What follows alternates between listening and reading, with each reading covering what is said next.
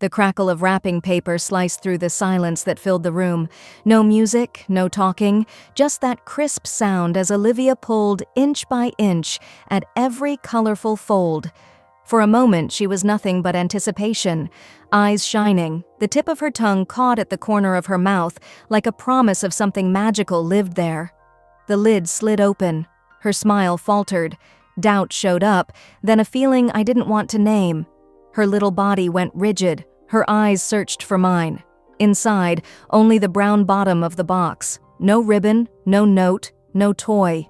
Empty. My mind raced. Did it fall out? Did they forget to put it in? Before I could ask, I heard my dad, Frank, let out a short, icy laugh. He leaned back, crossed his arms, and declared, "Kids like her shouldn't expect anything. There are already too many leeches in this world." The floor dropped out from under me. Olivia stayed frozen, hands gripping the edge as if still hunting for a scrap of hope in the cardboard. I scanned the room like someone searching for a forgotten gift under the tree. Nothing, only silence. Heat climbed up my chest. Hands that were steady seconds ago started shaking in my lap.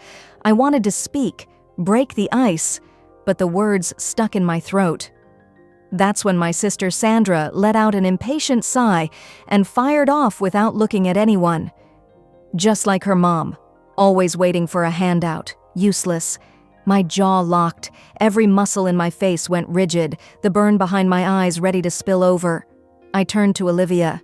She still wasn't crying. Her lips were pressed tight, her chin quivered, that warning that if I blinked, everything would fall apart. Her big eyes, usually so alive, now glistened under a film of tears she refused to shed.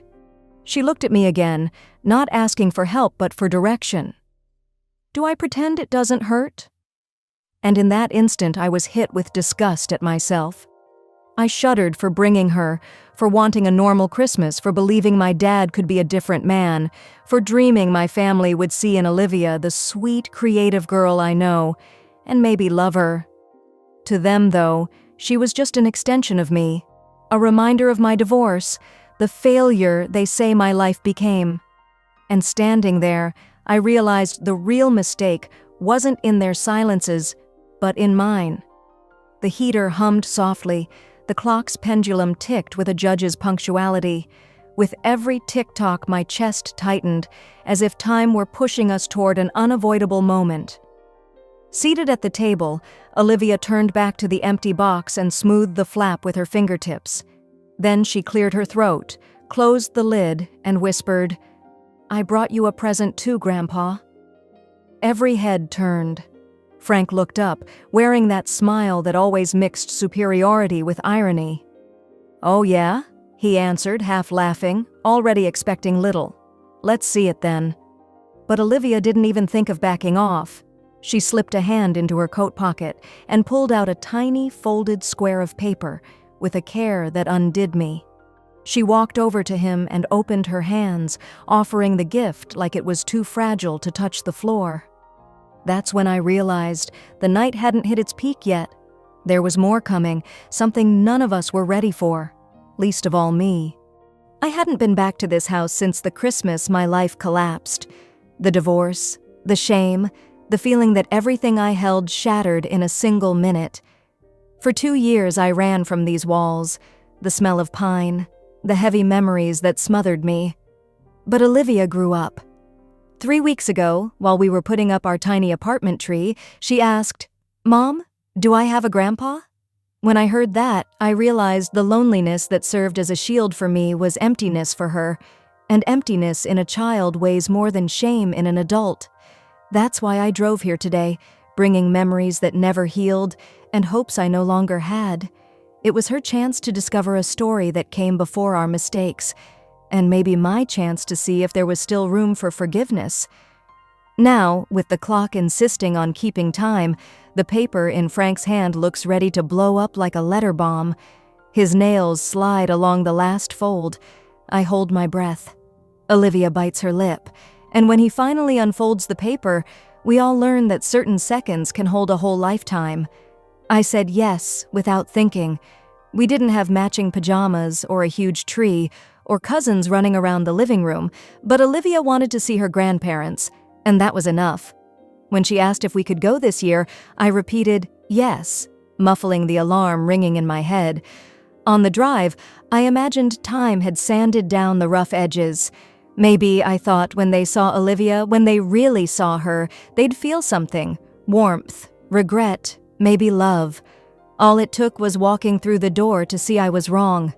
The old weight settled back on my shoulders, that pressure that squeezes your chest when you force a smile for someone who'd rather you weren't there. The house was the same, cold, immaculate, more museum than home. My mom showed up with the same rehearsed politeness as always. She pressed her cheek to mine, patted Olivia's head, and took way too long inspecting the wear on her boots, like she was judging something out of place. Sandra never put down her phone. She muttered a tired, "Hey," and went back to scrolling. I took a deep breath. The visit was just getting started.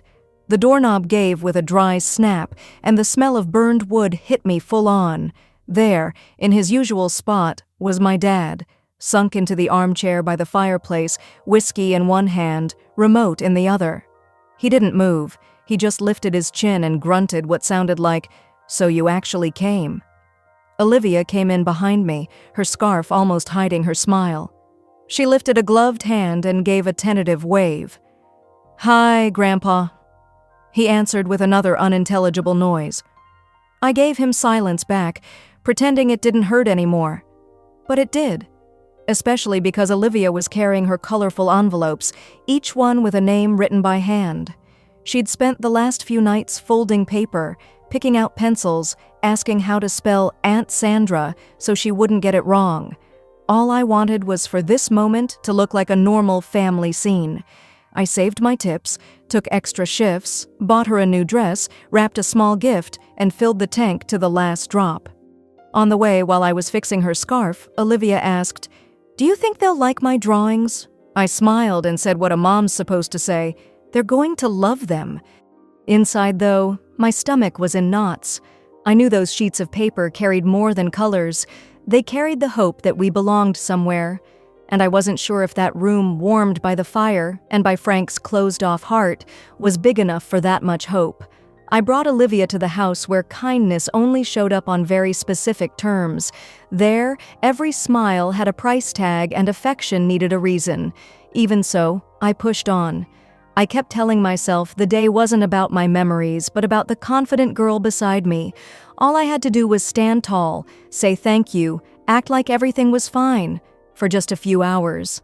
Inside the living room, Olivia opened her bag and took out the little envelopes she'd made so carefully. She stepped forward like she was walking on thin ice. On each card, the name of a family member, written in the block letters she's practiced since first grade. She handed the first to my mom, then to Sandra, and even to Matt, who was still silent by the door. The air tightened when she stopped in front of Frank. It was only a moment, but my lungs locked up. Olivia lifted the envelope, smiled without hesitation, and said, "Merry Christmas, Grandpa." The simple gesture echoed through the house, highlighting the contrast between a child's generosity and the rigidity of someone who ought to welcome her. As I watched, I realized nothing in there had changed. Maybe it never would. Even so, in that held breath, I found a reason to believe Olivia wouldn't let herself be poisoned. Frank never took his eyes off the TV, his arm stretched out on autopilot like he was grabbing a letter, not a piece of someone. She came back to the couch and sat next to me, still carrying a spark the room no longer had. Out of nowhere, Frank bent down and dragged out a wide box from under the tree. Silver wrap, red bow, way too neat. He shoved the package toward Olivia with a grunt. Her eyes went wide. "For me?" He shrugged. "Your name's on it, isn't it?" Olivia looked at me, asking for the green light. I nodded, even with my stomach in knots. She slid onto the rug, settled the box in her lap, and ran her hands over the paper like it was a promise. Ribbon by ribbon, careful tear by tear, she savored every second, soaking it all in. The whole room held its breath when the lid finally came up, and what was inside started to change the night. No one breathed when Olivia lifted the lid. For a moment, everyone expected some sparkle, a sound, any sign there was something in there. But there was nothing. Her expression didn't crack right away. Doubt creased her forehead first. Carefully, her fingers felt around the bottom, like a gift might be hiding in an invisible corner. Nothing. Frank burst out laughing, leaning back like he was watching a show. Seriously? You really thought you were getting something? The world doesn't hand out gifts to people who just show up, kid. Olivia stayed still.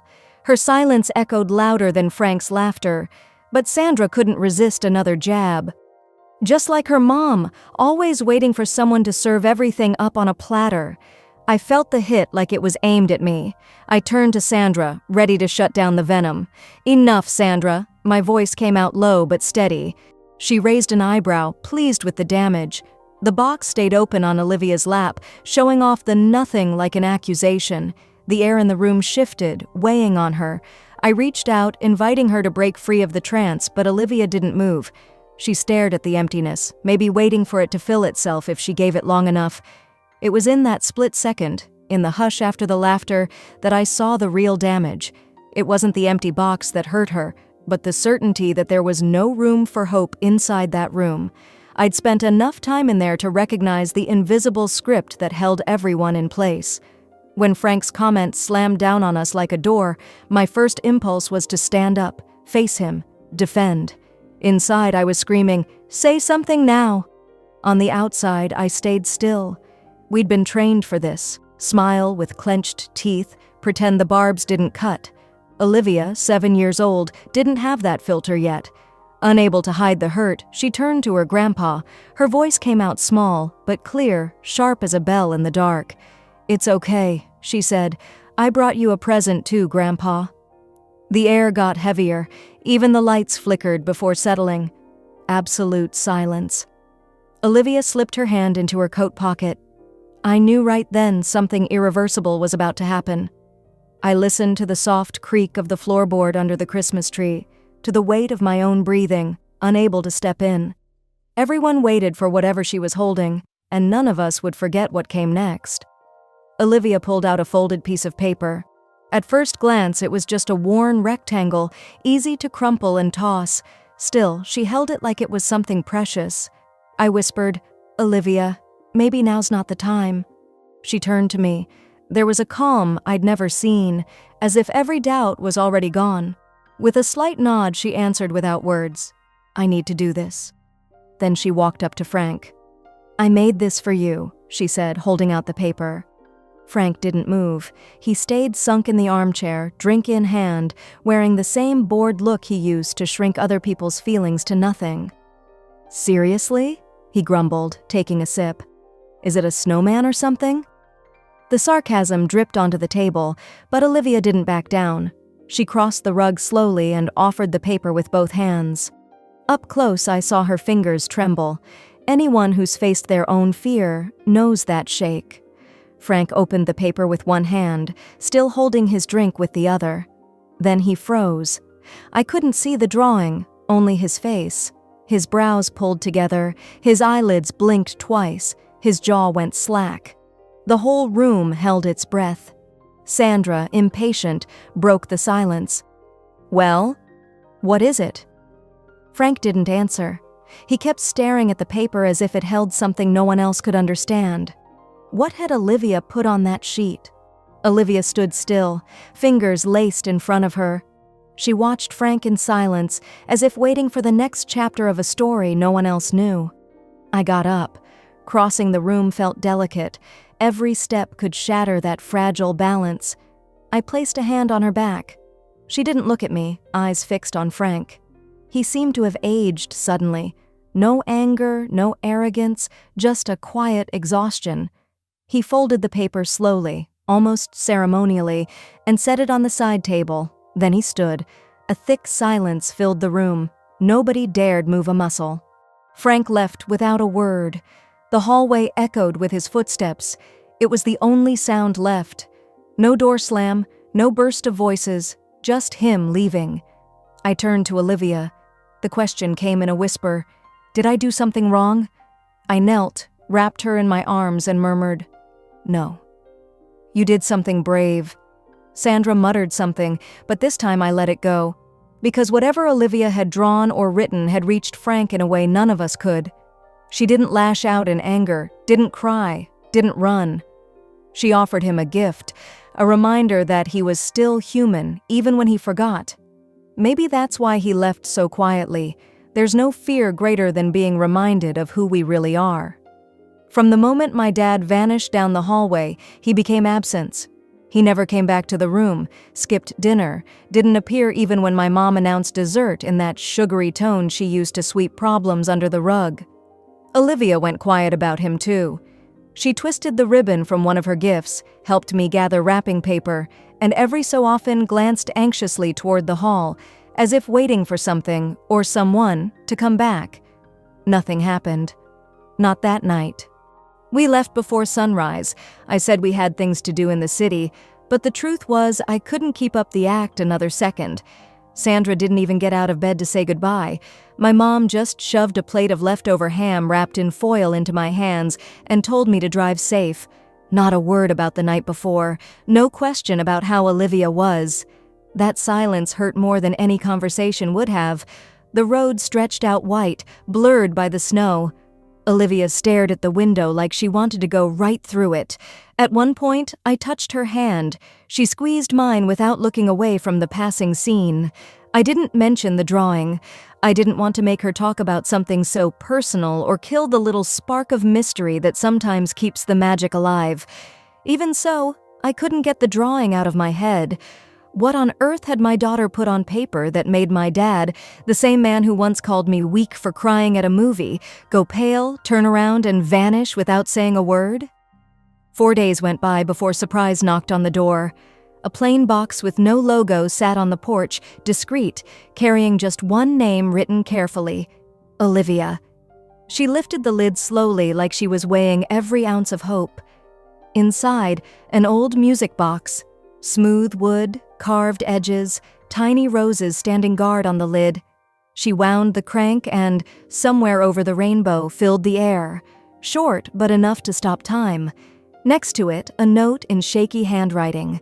To the bravest girl I know. Thank you for remembering her. No signature. We didn't need one. Olivia pressed the gift to her chest and let out a quiet smile. I sat next to her on the floor. The silence lasted until I asked, "What did you draw for Grandpa?"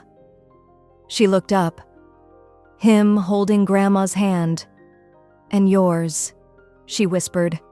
I wrote that I hoped to see him smile again. I remember how she used to make that happen. The words stuck in my throat. I didn't answer. In that moment, I realized what had slipped from my memory, the laughter that tied us all together. He used to know how to smile. He even laughed out loud.